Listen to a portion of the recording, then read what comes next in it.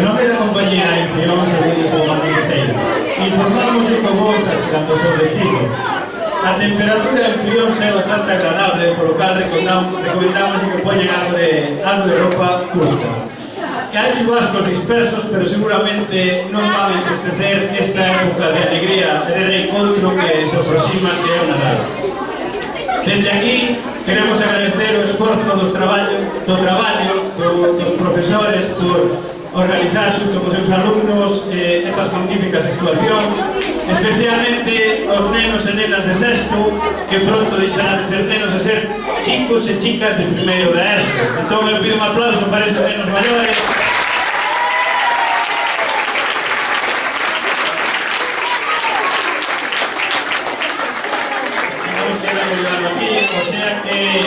Non posso facer moitas reflexións, pero bueno, agradecérvolo e sobre todo reiterar o nome desta humilde compañía de low cost, esta compañía que permite que pase de man hasta onde chegue e que permite que as familias veñan a visitar o colexio cando vos queirades. Agradecer o vosso comportamento de pais, nenos e profesorado neste tempo de Nadal.